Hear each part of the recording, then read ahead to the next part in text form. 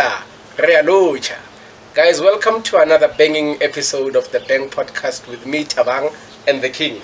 Hi everybody, it's been a while. Welcome back to our podcast, and today we have a legend. Mm-hmm. Oh, you want?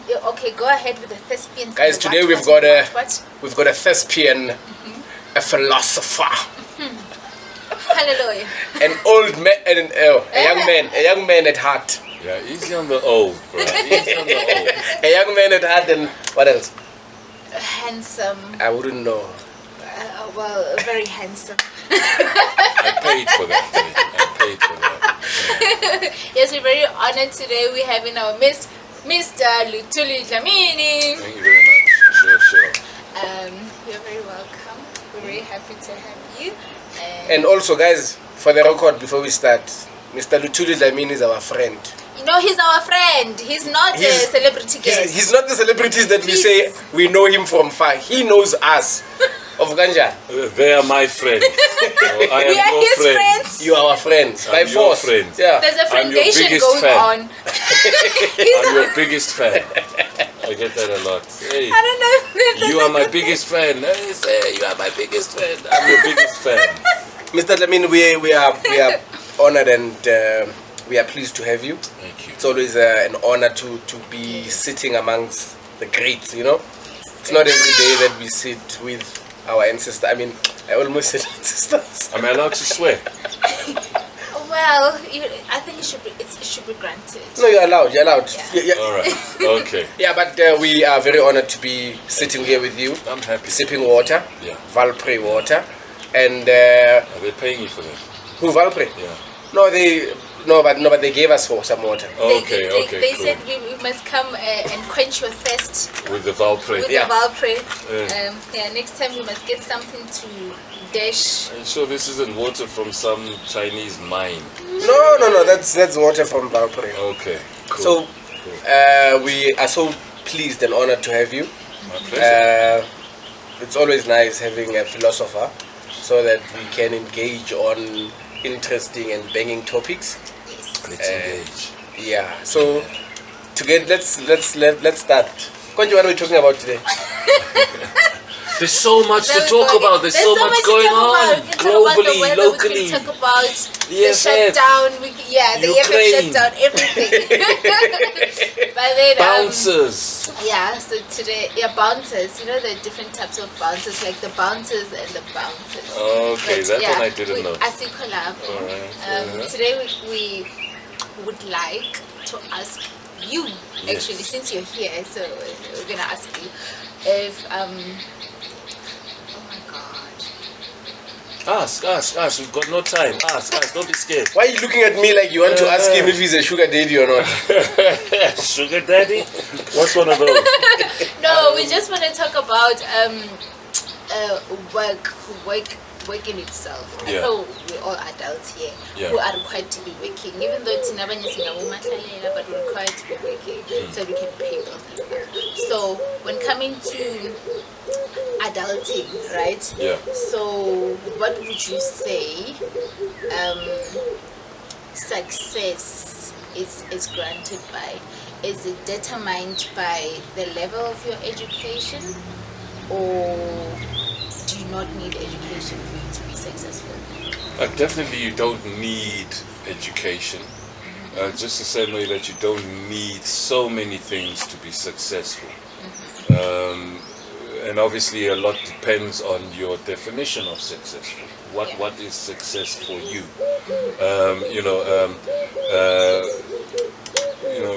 A lot of us are led to believe that success is owning 5 cars, a big mansion, and others will believe that success is being happy, being content with your life and everything around you. And I certainly, move in that direction. I think contentment, just to be happy with your life, be content with what you have, the way things are going, that for me is success. You're successful, Kids, I think, is an important part of being successful. Okay. Having kids? Yes, I think so. I think, and this is my perspective. I think, one of the things I believe that we are on this planet for as human beings is to pass on our genetic information and code. I think that's one thing that I totally understand and can accept. Jesus, heaven, hell, whatnot, I don't know. That's the metaphysical world. But what I know physiologically and physically is that if I can pass on my genetic information to the next generation, then I've at least achieved the Darwinian version of success. Okay, so how do you then say, here's a scenario. Here's someone, Madhandri from Pakistan, with his 11-year-old in the store, teaching him this, how you take this device apart and then put it back together. He's not going to school, but then he's teaching him that, and then he builds a business out of that, and that's how he grows it. He teaches his kids. And then here you are, you have your kids or people around you, I don't know whether you have kids or not, people around you, youngsters who are asking advice from you. Okay, now I'm wondering, should I go to school? Should I not go to school? Go to school. Definitely go to school. Graduate, but most importantly, go to school and study that which you love, that which you are good at, that which you enjoy, that gives you fulfillment, that will allow you to self-actualize. You know what I mean? Go to school. Why not? But then school, like the university, like the institution. Or university of life, because you can learn a lot out of school. It just depends on what you do with that information and what you're willing to do with that information, the stuff that you learn off the street. Many of us so-called successful people, not many of them are educated. You know what I mean? Not many of them went to school. There are examples of greats like that, Naponia, Koza, these greats, they never went to school. I believe, excuse me. I didn't want to dwell too much. There's just something that he said that I wanted to jump on before. I'm sorry. So he said that you have to study something that you love, and something that you feel that makes you happy and content. And we know him many of our bangers know him from the big screen and the small screen, but I remember I read that you were a doctor or trained to be a doctor. Well, let's get this clear. I was never a doctor. You were? Yeah, never. I studied medical physics and physiological measurement. I wanted to be a doctor at one point, but after doing medical physics and physiological measurement, I realized I didn't want to work in an environment where people are going to be dying around. Is it because of the last incident that you encountered? I read that there was, I think there was a lady or something that happened. Okay, so she was my case study, and she had a congenital heart problem. So I specialized in cardiology perfusion. We provided and operated the equipment required for all things to do with monitoring, checking the heart. So angioplasties, where they stick a balloon in the veins and they open up your occluded arteries that supply the heart with on a few occasions, we did that paddle thing and electrocuted people. But open heart surgery was one of the main things that we did. So this young lady was a case study of mine. She had a heart transplant. So they removed her mitral valve. The mitral valve is the big valve in the left ventricle that separates the atrium and the ventricle. You do your biology anyway. And she was my case study, so I got to know her. I did her ECGs, angioplasties, tests, and went through the whole process of operation. The last time she was on the surgeons, so they took out her valve, and they replaced it with a pig's valve. Yeah, which is the closest in physiology to a human valve. Anyway, long story short, the surgeon opened up her heart and whatnot, and now when you finish surgery, you take the heart off the heart and lung machine. The heart and lung machine breathes and circulates oxygen for the body while they're operating on the heart. So the heart is stopped and they're hacking it and chopping. Yes.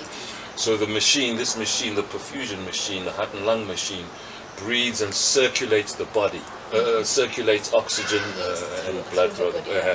So once you finish, you close everything up, sew everything up, the chest, whatnot, and then you sort of like jumpstart the heart. Yes. So the heart starts pumping on its own. And in order to jumpstart it, you've got a couple of electrodes attached to the heart that are coming from the heart and lung machine.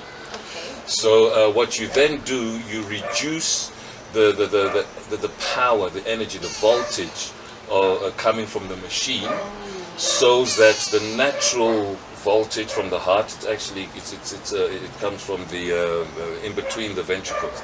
There's a node there that pretty much sparks the heart. Your heartbeat is kicked off. Like an alternator.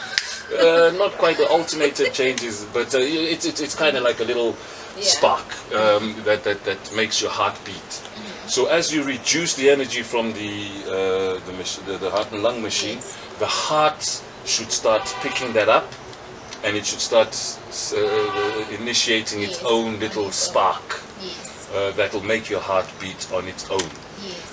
And every time you reduce it, the heart realizes that there's no more help coming in, it has so I need to take over.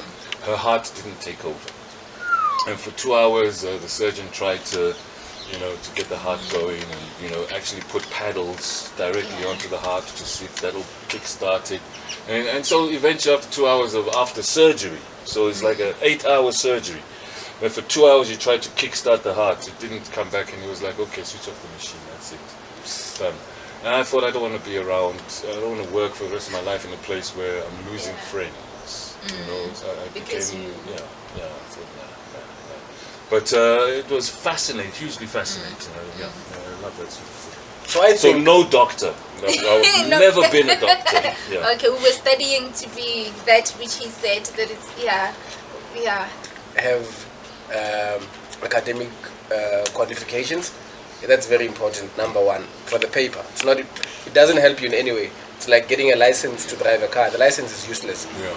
You know how to. It expires, and then they say and then it's not like you don't know how to drive anymore. So the paper is useless, but you need the theory behind the paper, and you also need to be street smart. So people that find the balance is one in a million. I think many people find that balance, and a lot of the time, I think guys happen across it accidentally.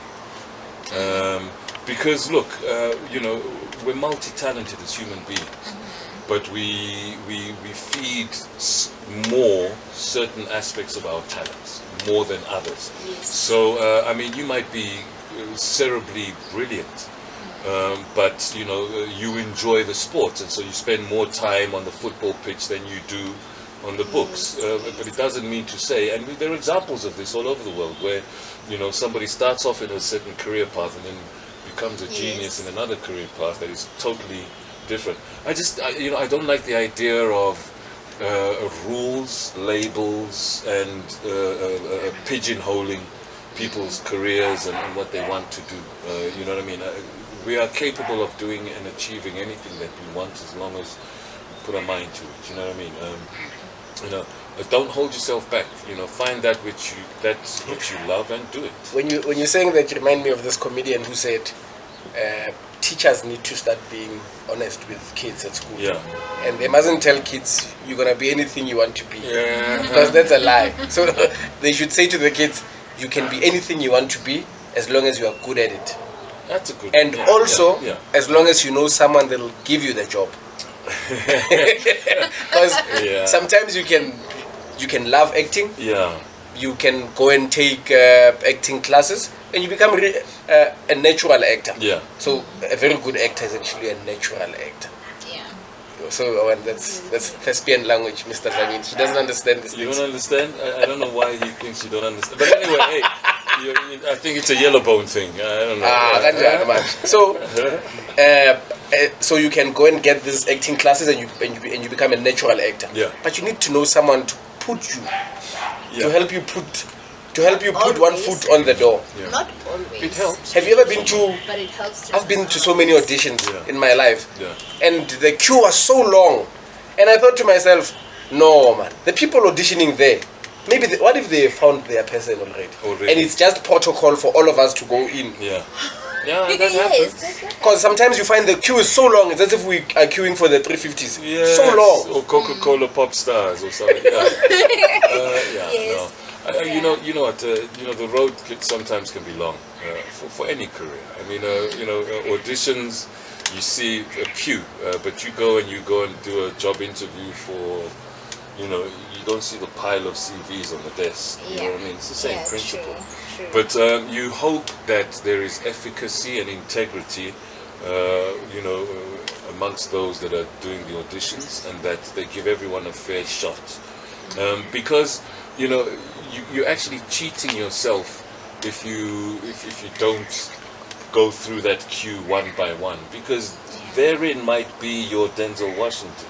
That number, that last guy might be. When you're like, we've seen it all today, can we just finish? And then somebody comes and blows your mind away. Someone said the same thing and said, you guys have got a podcast. Why do you guys have a podcast? And there are so many podcasts, and they are interviewing celebrities all over, left, right, and center. And you guys, how many subscribers do you have? That's not and then I realized it, and I said, it makes sense. Yeah. We can have a very small number of subscribers, very small number of views, but one day someone will find a 5-second clip of one of the episodes. That goes viral. And that goes viral. And everything else will go viral from there. Yes. So it's a matter of chance and luck. Yeah. When chance meets luck. When it's the timing when everything aligns. When everything aligns. That moment. We just never know when. You just never know when. Yeah, some people pay for that moment. And sometimes, the most fucked up thing is that sometimes people find that moment. They go through life struggling. Sorry, you just said fuck. I know it's personal now. Okay, but we can't say fuck. Yeah, we can say fuck. Okay, fuck. Oh, okay, cool. All right. Now the interview begins. All right. So someone will not hold you back. Someone struggles in life, struggles so hard, and after many years, then their life starts to align, and they reach a point where they want to reach, and they put their foot in the industry door or wherever, business, whatever it may be. And after that, and they are now successful, and they have accumulated the amount of wealth they need or want. Then someone finds a tweet, maybe they tweeted 10 years ago, 5 years ago, or someone comes and lies and says, no, Tabang was with me at a bathroom one night on the 20th of January, and he forced himself on me, and they cancelled me. Yeah. It's painful. Media, the world has become so much smaller. Information has become so much more easily accessible. And you're absolutely right. You've got to be careful of the shit that you do. But you see, the thing is, is that you've got, I don't know what to call them, not Illuminati, but you've got key people in key positions who place such information in those channels. Where people are watching the social media, they know where certain things will be picked up very fast. Hence now it's a culture. It's a culture now. And it's a cancel culture because it's a norm. So it's not even really about what you've done, because something can just suffice that you haven't done, and they run with it, and then you get cancelled. And it's about likes now, isn't it? And someone said likes, and someone said, it's so bad. It's so bad that maybe the bullshit you wrote 5 years ago on any social network comes and bites you now. Because they said something. For example, they said there was an award ceremony taking place in the US. Yes. Kevin Hart was supposed to MC that award ceremony. Yes. Then someone said Kevin Hart said something about gay people 10 years ago, and he apologized 10 years ago. But now it comes just before he takes the cake. Yeah. And you know, somebody somewhere sits down and picks what information they can make trend, which does them a favor and makes them look good. I'm the one who brought that story back. And unfortunately or fortunately, it'll either be good for you or bad for you. yeah. So now, if I type by mistake on my Twitter account that I say, women, maybe if I typed this 10 years ago, if I typed, no, 10 years is too close. If I typed it 15 years ago and I said, women don't have penises. Now I was going to be cancelled as well. Shit, yeah. If I was a celebrity, I'd be cancelled because I'm not a celebrity. Well, even now that in itself will make you a celebrity, because now you'll be notorious for saying that women don't have penises. And women have penises now. Well, you know, I'm not going to comment because I know what happened to Dave Chappelle with this binary, non-binary, sexual transgender. I was about to say something. I got a dick and I don't have a dick. And don't call me a man because I'm not a man. You know what I mean? I don't understand. Hey, look, this is just the way the world is going. We grew up, you know, you got a dick, you're a man. You don't, you're a woman. You know, it was simple. It was. You are a man. You're a man. You become a king. You're a woman. You're a queen. A queen. And now we're sitting with a king and that wears a dress. I just refuse to go there because, you know, it implies that there are certain appendages that are present that don't look like they would be present. You know what I mean? She's a she-king. Because she's a king. Yeah, but is that now like, so are you binary? No. She says the name king is because she's got testicles. No. And we have testicles. She has testicles. No. Let me tell you something. Let me tell you. So testicles. Yeah, so I'm a king because in every aspect of my life, I have to play the role. Because if I just play the queen role in my life, then there are things that they're going to lack or they're not going to come together. So the day that I am being put to the throne of a queen, I'll gladly do so because it means there'll be a king filling that void, you know, in every aspect of my life. But until then, I'll be king because I'm the king everything in my that life. we grew up believing in. A king has two testicles, not testicles. I have two testicles though. But is there another appendage? Do you have a third leg? A third leg, you know? Do you have, what do they call it? Lots of them online. Lots of them online. I can get them. Okay, no, okay, TMI. Yeah. So this means that actually I can be a queen. Queen T. I don't want to see you as a queen, bruh. You know, I don't want to see you as a king either. You know, I'm wearing pink and yeah, pink is good. I love pink, but you don't have testicles. Oh yeah. So moving right along very slowly. Too much facial hair. Too much facial hair to be a queen. Okay, I'm not gonna say it. You were saying? No. I'm not gonna say it. I was when he said facial hair, I was saying that, you know, I always complain about how I need to learn how to do makeup because I can't. But then you see these people with bearded faces on social media, and then they put the makeup and they're so perfect. They put the lashes, they dress like art with a beard like that. So yeah, he can be a queen. But with a beard? No, let's. I'm sorry, I will never call you a queen. I'll never be a queen. I don't care how pretty you might be. But you know what someone said about light-skinned guys? They said we are baby girls. So it means it's possible for me to be a queen. No, that nigga be blackening. He'd be horror. He'd be hating yellow bone. I wanted to find out, Mr. Dlamini, on a much more serious note now. When you prepare yourself to get into character, or when, however big or small the role might be, what do you put in so that you can bring the best out of that particular character that you'd be portraying at the time? Hard work, time.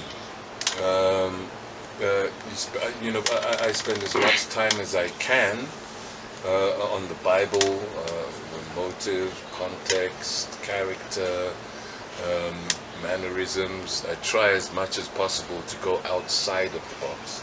So whatever it is that I think everybody else might be doing, I'll try and do something different. But time, there's no substituting for time. You know, you just spend time on the character, learning the lines, learning the Bible, understanding, you know, the interactions between your character and the other characters. There's a lot, you know. But yeah, and that's the fun part, with what you eventually end up portraying on screen. But and time. For the young boy or the young no, not young. I want to speak proper English. Now you're saying that his age group, the young boy, now the young man. We're in the midst of someone who articulates when he speaks. So I need to speak proper English.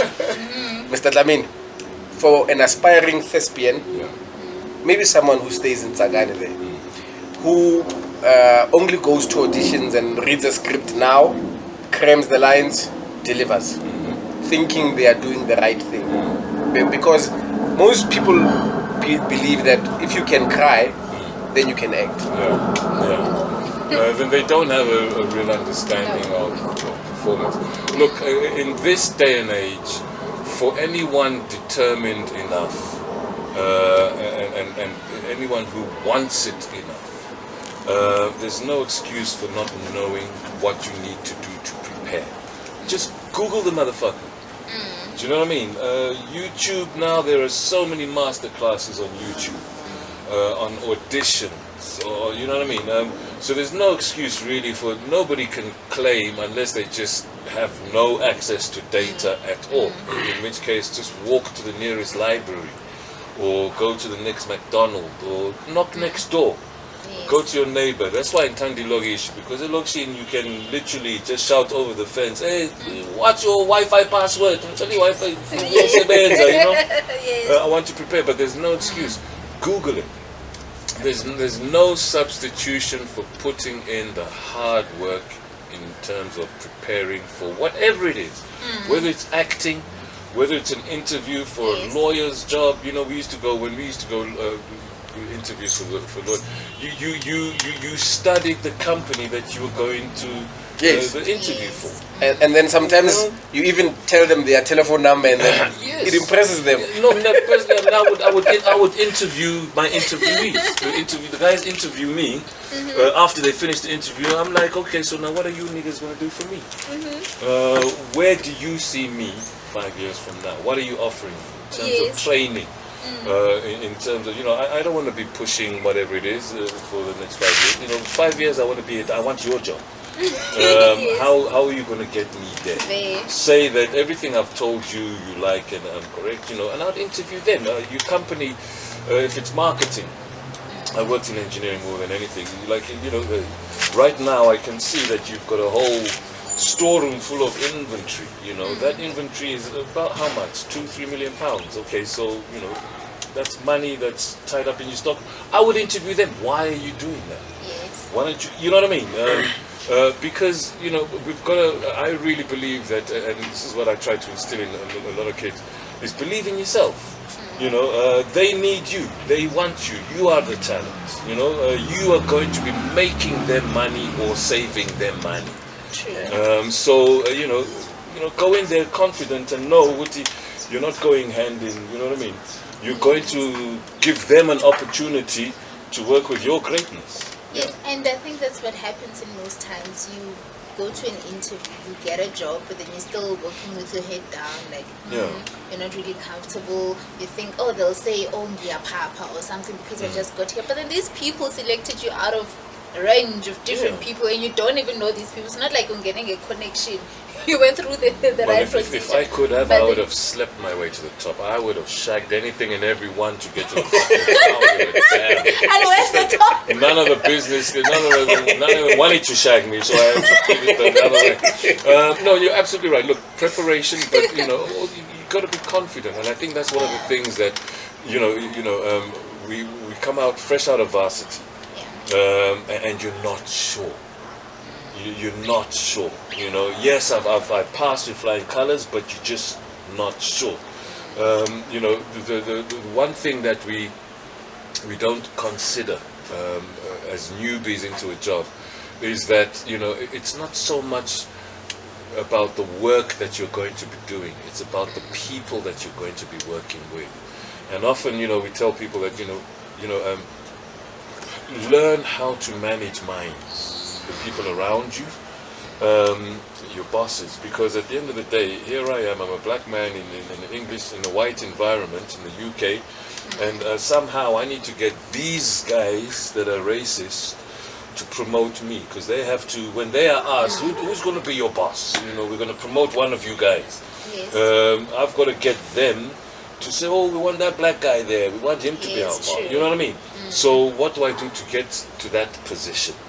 I have to manage their personalities. That's very true, because it's actually in the isn't it the first law it's a fictional book anyway, it's not like it's real, in the 48 laws of power, that you always have to how do they phrase it? I'll just phrase it how I remember.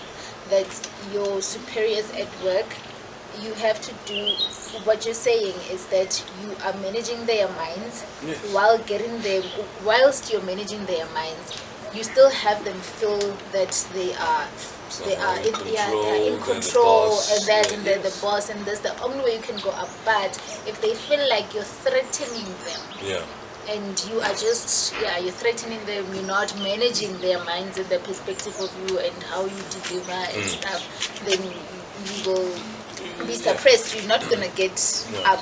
No, it's about managing the individuals, and that's why I wish I had studied philosophy. It's one of the things that I sort of do part time. But human behavior is your biggest challenge in any career environment. The job itself is not a problem. I can go onto stage and I can act. You know what I mean? Yes. But who am I acting with? Yes.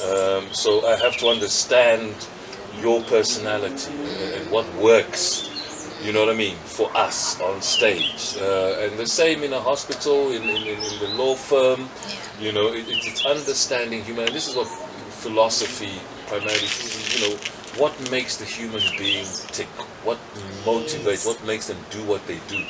And I recommend that every school should have an element of philosophy, which they don't want, because philosophy kind of like detaches us from religion, and religion in our lives, from school to work to everything is sort of like planned around religion. Yes. You know what I mean? Our education system, especially us in Africa, it's very.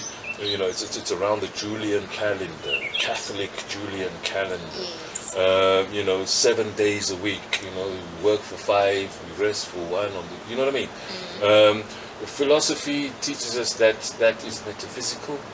Yes. It's created by human beings. One of the great philosophers wrote a play, and in this play there's a madman who everybody, no one ever listens to what he says, but he comes out and he says, God is dead, for we have killed him. You know what I mean? And the philosopher put that there, deliberate, because those days, if you were to say that, you would be killed for heresy. So in a play, he got a madman to say, God is dead. Because the same God that we human beings created, that gave us how we should live, Yes. we are not living by those rules. Look at us today. There's rape, murder, there's debauchery, there's what. So if there is a God, where is he? So this madman is like, no, God is dead, for we have killed him. We who created God have killed him. Was it in a play? I can't remember. It's a philosopher. It's not Kant. Just if you go through, but anyway, but he wrote this story into a play, so they couldn't kill him for. He's like, no, it's a joke. It's not serious. It's a mad. Look who's saying it. But he was actually conveying. He was it actually to the people, getting a message. Yes. Speaking of message across. Speaking of that, now it brings this question to my mind: who is now telling our stories as black people? Who's because if we go back 10 years ago in the industry, we had soapies, we had series that were talking to us as black people. Now, whatever is portrayed on media, on stage, anyway, that's not our story. Yeah, unfortunately, again, my opinion, is now you have that group of people globally, continentally, and in our country that want society to live within a certain narrative that feeds their agenda. Yes. It's only now with the opening up of Google and information that we as African people actually understanding just how fucking amazingly great and wealthy and brilliant we have. I mean, the first dick on the planet was a nigger dick. You know, the first religion was a nigger religion. Isintu. And if you look at Isintu Setu, you look at Bantuism, Bantu, Isintu, you find elements of every religion. And they all came from the oldest religion, which is Isintu. Before there was Christianity, before there was Jesus Christ, there was Dlamini. You're telling me Dlamini didn't have a religion? Isintu Setu was there. You know, and it brings you back to this whole thing of, you know, the richest man that ever lived, as we all know, Mansa Musa. The guy was so rich, is probably richer, in today's terms, is richer than Bezos, Musk, and all of them put together. This empire, the Malian empire, changed the trajectory of the world. He gave away so much gold, that he changed the trajectory, changed countries' futures, you know. But now the narrative changed because the West realized, did you know what? With wealth, I can get guns. Yes. With guns, I can control everything and I can take by force. Yes. Mali has more mines than in the world than anybody. France has no mines. But France, the ex-colonial master of Mali, has more gold than Mali. Do you know what I mean? The narrative that was created for us is a very painful one. It's one of sacrifice, of being butt-fucked royally for centuries, and we are continuing to be butt-fucked. I mean, today, can you imagine, they've only just kicked France out of Mali. But you know what they're doing? As they are leaving Mali, they're switching off the fucking lights. They're taking the batteries and the light bulbs. Just how fucked up is that? They've raped this continent for centuries. And now, when they're finally asked to leave, they're leaving in a tantrum because the Malians are asking the Russians to come and help them with what the French said they were going to help them. Do you know what I mean? So, unfortunately, but fortunately, we're starting to recognize this narrative. Can you imagine now if Africa is now self-sufficient and we don't have to rely and we are in control of our resources and we are manufacturing, beneficiating our own shit, how much money the West is going to lose? We spend trillions. We owe them. They, you know, don't get me going. It's painful. And the Chinese, fortunately, are slowly changing that. I mean, these guys are clever, you know. They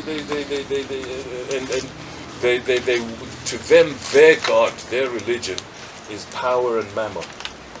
They have to maintain their stronghold over Africa. That's why, you know, South Africa, Nigeria, we're butt fucked because they will not let that wealth go easily.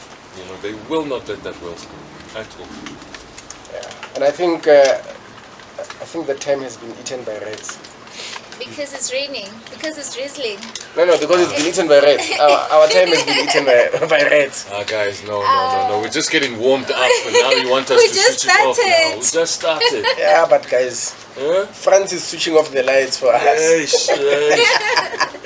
So, yeah, this is where we have to now say goodbye to our beloved followers. Are you serious? Yeah.